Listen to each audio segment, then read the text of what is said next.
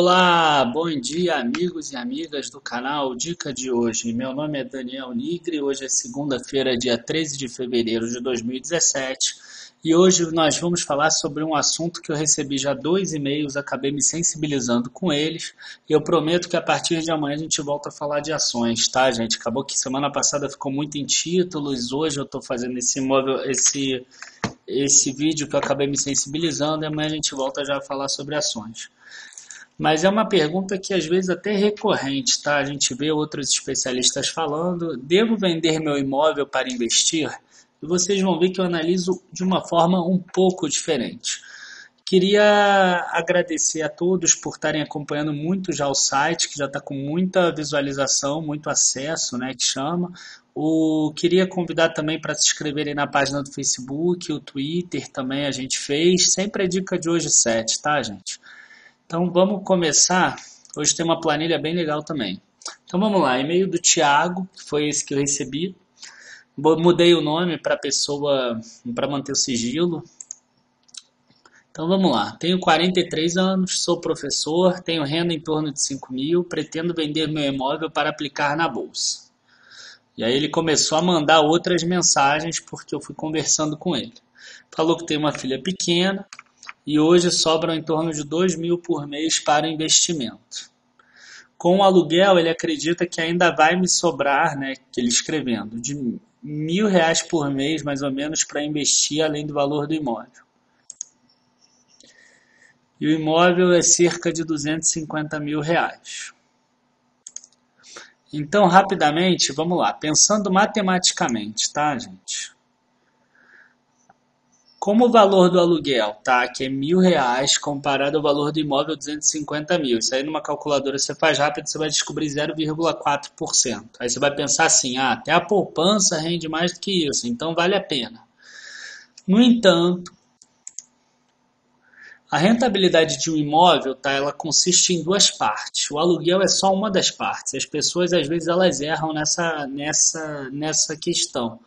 Existe também a valorização do imóvel. Nos últimos 3 anos, os imóveis não valorizaram. Então, as pessoas, elas não olham isso. Elas veem só que a bolsa subiu 40%, 50%, 60%.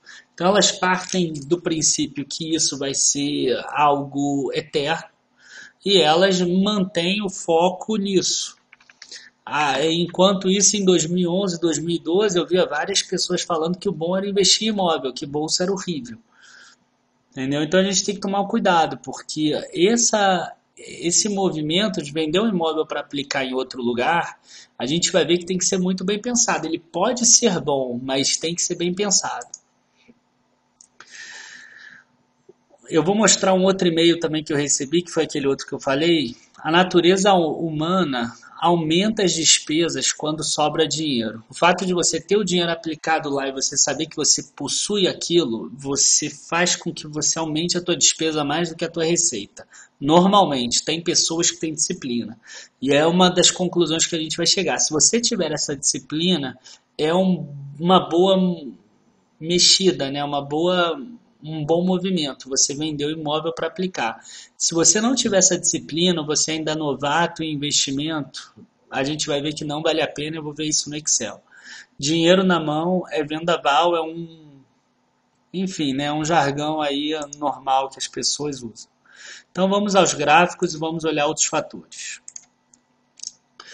Isso aqui é uma tabela que eu fiz, igual às outras, as pessoas podem adquirir pelo custo de R$ 20. Hoje a gente vai olhar só essa parte vender imóvel, mas além disso eu tenho aqui outras duas planilhas, que é renda do imóvel versus o aluguel, que seria para você comprar imóvel, e essa aqui que é mais completa ainda, que é comprar imóvel com crescimento da renda e crescimento da tua despesa. Mas hoje vamos focar nessa. Por enquanto, eu ainda não vou falar de crescimento de renda e crescimento de despesa das pessoas. Vamos olhar exatamente o caso do... Até esqueci o nome que eu botei da pessoa. Acho que é Thiago, né? O caso do Thiago. Coisa de modificar nome a gente acaba até esquecendo. Mas vamos ao que importa. Então vamos ao caso do Thiago. Ele hoje tem uma renda de 5 mil. Todos esses campos vermelhos é o que a gente pode modificar, tá, gente? Quem tiver interessado aí na planilha depois. Então ele tem R$ 5.000, 50% ele compromete com os gastos dele. Não, 50 não, 60% ele compromete. Ele hoje ainda não tem esse aluguel mensal e eu não escrevi ali no PowerPoint, mas ele disse que ele já tem R$ 40.000 investidos. Tá? Então hoje ele não paga aluguel, ele tem renda para investimentos 2.000. Vamos botar um rendimento líquido aqui de 0,70% ao mês, porque aqui tem que ser líquido de imposto de renda. A gente está falando de um investimento de 0,9, daí uns 0,80 e pouco, que daí mais ou menos em torno de quanto está pagando prefixado hoje na base anual. Então a gente vê aqui que se ele pegar esses 40.000 dele e aplicar e mantiver o imóvel dele, ele no final de 5 anos vai ter 212.000, 10 anos ele vai ter 471.000 e ainda vai ter o imóvel, né? O imóvel deve ter alguma valorização. Mas se ele tiver R$ 250.000 do valor do imóvel, mais o valor extra de 40.000 que ele já possui, ele vai passar a ter um aluguel mensal de R$ 1.000, correto? E esse valor vai aumentar que ele tem no futuro. Só que a gente pode ver aqui, ó, vamos imaginar que 180 meses, 15 anos, e vamos ver os 120 e 180 meses, 860.000 e 1.380.000. Sem o imóvel, ele teria 470.000 e 860.000. Então a gente tem que imaginar assim, em 10 anos esse imóvel, talvez de 250.000, ele vai valer 390.000. O imóvel em 180 meses, ele vai valer 500.000, esse de 250.000. Se valer e a pessoa não precisar do dinheiro do imóvel, tipo, se ele não entrar em cheque especial, rotativo do cartão, vale a pena manter o imóvel. E esse 40.000 a gente vê que ele rende suficientemente bem. Tá?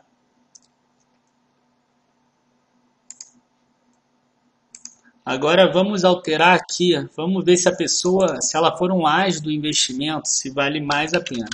Vamos imaginar que ela consiga 1,20% ao mês, tá? Algo que já é bem mais complicado, mas enfim, tem como atingir. Você já passa a ter 708.000 em 10 anos, 1.623.000 em 15 anos. Se tiver o valor do imóvel, olha, aqui já talvez valha a pena, porque em 15 anos o imóvel de 250.000 não deve valer 1,5 milhão. Então, quer dizer, primeira coisa, tá? Primeiro aspecto que a gente tem que entender. Se você vai vender um imóvel, para você investir, você precisa saber aplicar bem. Você precisa que essa diferença aqui, esse spread entre o teu rendimento líquido e o aluguel que você está pagando seja o maior possível, sem você incorrer em tantos riscos, porque você também não pode perder esse dinheiro, que é o único dinheiro que você tem. Então, quer dizer, você tem que ser agressivo até um certo ponto e ser conservador em outro, mas tem que conseguir fazer com que esse spread seja enorme. Se a pessoa que conseguir só 0,50%, por exemplo, a gente vai ver aqui, ó, 120 meses, 695.000 contra 404.000. Quer dizer, o imóvel de 250.000 passou para 290.000. É muito possível que em 10 anos esse imóvel valha mais. Então, se você aplica com um valor muito baixo, como por exemplo o da poupança, não vale a pena você vender o imóvel. E aí a gente parte para outra questão, e agora que a gente vai falar da sobra de renda, que isso aqui é fundamental. Por quê? Vamos passar aqui primeiro.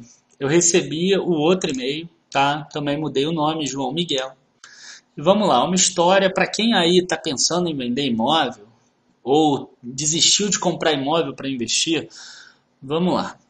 Eu já recebi esse e-mail há uns 20 dias. Na verdade, acabou sendo um desabafo, tá? Muito difícil uma pessoa não me perguntar nada no e-mail, mas esse foi um e-mail dessa forma. João Miguel não me perguntou nada. Faz um ano, Vendi meu único imóvel, valor de R$ 150.000, para investir na Bolsa de Valores. Comecei a pagar um aluguel de R$ 1.200, já achei estranho, tá? Porque 0,8% não costuma ser valor de aluguel, mas enfim, continuei a ler. E por mais que tenha bons retornos na Bolsa, tá? Ele tem tido retorno na Bolsa, tenho precisado sacar constantemente os valores dos investimentos para fechar as contas do mês. Hoje tenho apenas R$ 110.000. Quer dizer, diminuiu o valor do imóvel dele. Algumas questões, tá? O João Miguel, eu perguntei depois para ele, ele aumentou o padrão de conforto dele, inclusive nesse imóvel que ele pegou de R$ 1.200, e outras despesas também acabaram crescendo, tá? Ele falou que tem 2 filhos, então ele resolveu dar algumas coisas para os filhos, pagou um curso a mais, enfim. Ele modificou, tá? Ele não teve a disciplina de manter o mesmo padrão de vida dele. E a gente vai ver como isso é perigoso, tá? Então a gente pega aqui, vamos imaginar que esse João Miguel tivesse 20 mil, e agora o valor do imóvel dele, 150 mil. Só que o aluguel mensal dele foi 0,80%, tá? E vamos agora usar essa parte aqui, crescimento da renda. Vamos imaginar também a renda dele, R$ 5.000. Eu não sei quanto é a renda da pessoa. Crescimento da renda. O que importa aqui, gente, é você ver qual o percentual da tua renda que ficou comprometida. Entendeu? Tipo, nesse caso aqui só sobrou 805 mil. Então, quer dizer, 16% da renda comprometida. Vamos imaginar que esse rapaz, João Miguel, ele aumentou 0,50% ao mês a renda dele, tá? Em torno de 6% ao ano, mas as despesas subiram 0,80%. Olha o que acontece com o gráfico. A dele deve ter diminuído mais ainda, tá? Deve ter aumentado mais ainda as despesas, porque ele já está vendo essa curva aqui declinar. E aí a gente entra numa questão que chama sobra de renda. A gente vê aqui que nesse caso do João Miguel, tá? Parecido com esse caso, ele tinha uma sobra de renda de R$ 800, que ela aumentou para 807, e aí começou a diminuir aqui de R$ 800. Esse é o primeiro indício que você está aplicando errado, que você está gastando mais do que deve.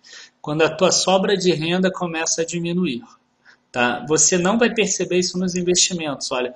Você ainda vai ter resultado positivo por causa da diferença aqui dos teus rendimentos ainda por um grande tempo, por 15 anos. Tá? E se eu aumentar aqui o rendimento, que a pessoa deve receber mais do que 0,50 ou 0,80, você ainda vai receber por mais 25 anos e você não vai perceber que a tua sobra de caixa, sobra de renda está diminuindo. Mas ela está diminuindo, está diminuindo, está diminuindo.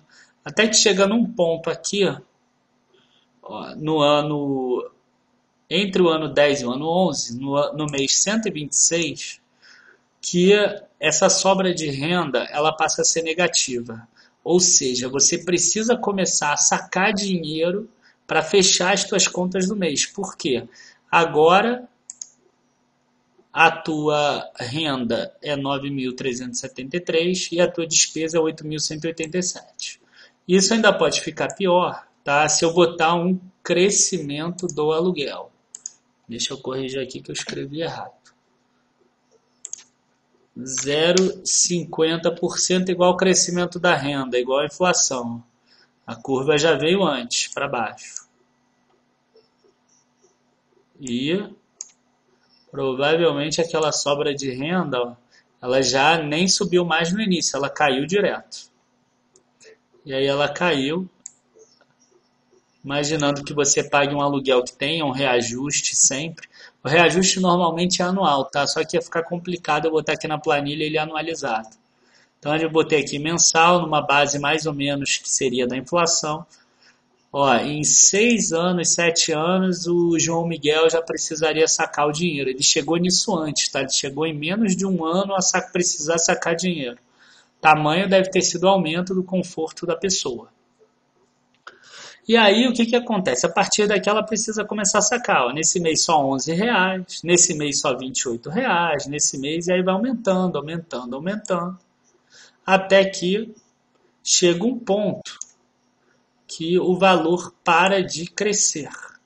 Ó, aqui, ó, 717 mil, 718 mil, 718 mil, e aí volta para 717 mil. Aqui nesse ponto, no mês 217, o valor começa a diminuir. E aí, por quê? Você já tem 14.700 de receita, de renda, né? 16.900 de despesa, 3.500 de aluguel. Quer dizer, você tem que sacar R$ 5.700 praticamente todo mês. E aí os teus 708 mil já não rende mais 5.700, ele rende menos, porque ele rende 0,8.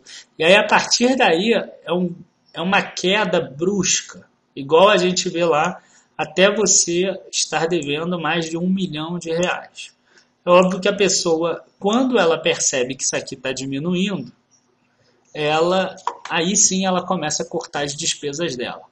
O que é um movimento errado, né? Ela devia cortar as despesas quando ela vê que a sobra de caixa dela está diminuindo, ou no máximo quando ela percebe que ela está precisando sacar dinheiro dos investimentos para colocar na vida dela.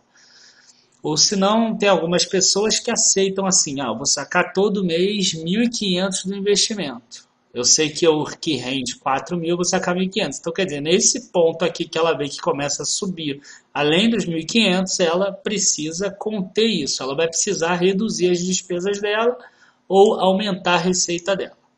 Tá? A questão aqui é a seguinte: será que o João Miguel estaria melhor se ele não tivesse vendido o imóvel, talvez?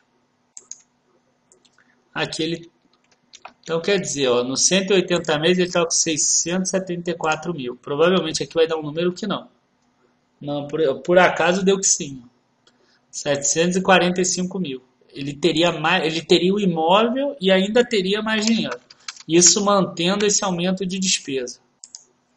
Por quê? Quer dizer, não, 150, né? Ó, 674 mil reais, valor final em 15 anos. 745 mil o valor final em 15 anos, mesmo com esse crescimento de despesas.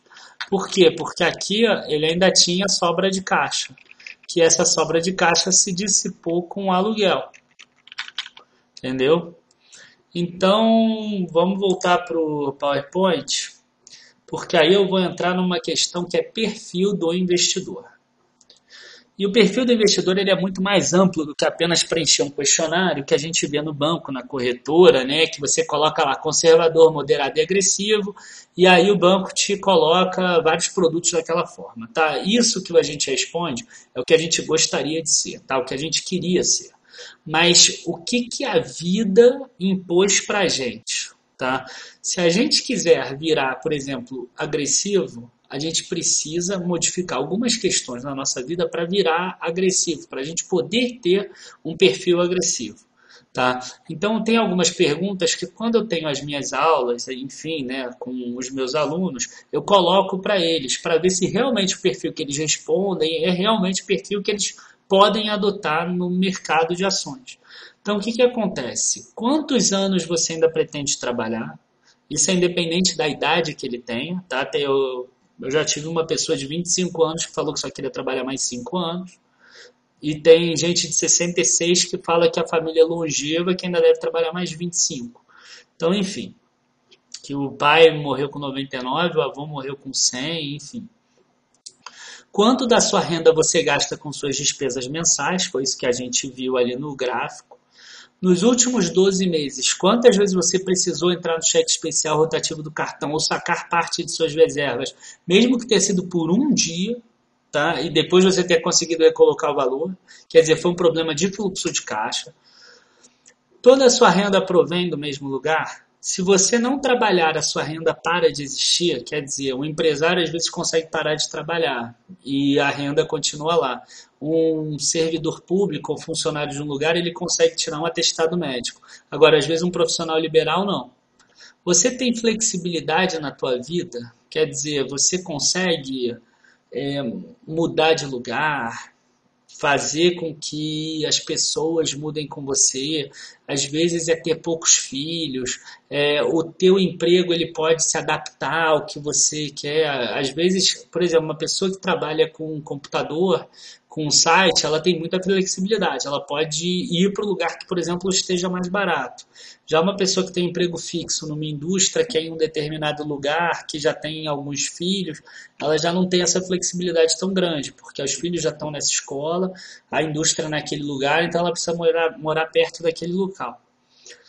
Quando você recebe um aumento, o seu dinheiro passa a sobrar ou você já gasta essa diferença no mês seguinte ou até 3 meses depois? Quer dizer, você volta a gastar aquela parte. Então, o que acontece? Tá? A conclusão que eu chego em relação a vender ou não vender o imóvel. Tá? Primeira coisa que eu falei antes, seu perfil não é o que você quer, mas sim o que a vida está te impondo hoje. Se você quiser ser agressivo, você precisa ter uma sobra de renda grande. Tá? Se você quiser ser extremamente agressivo na Bolsa de Valores, eu acho que a pessoa tem que gastar no máximo 50% do que ela ganha.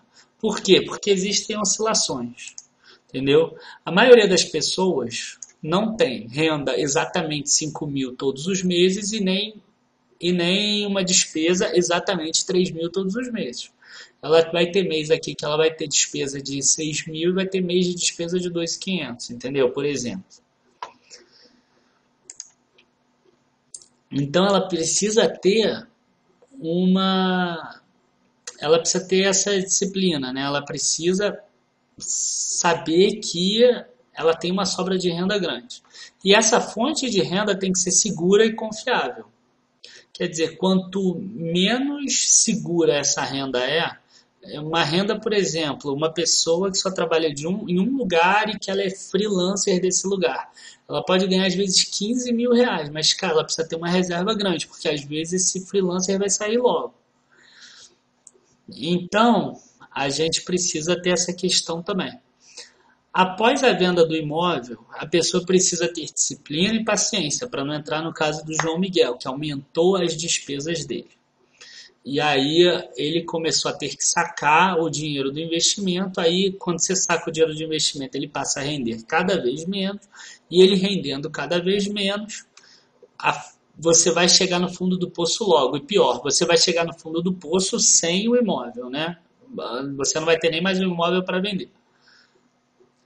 E a principal disciplina que você tem que ter é o seguinte, é para manter o mesmo padrão de vida, porque os teus filhos vão te pedir as coisas, a tua mulher vai te pedir as coisas, ou o marido, enfim, e você vai ter o dinheiro para comprar essas coisas.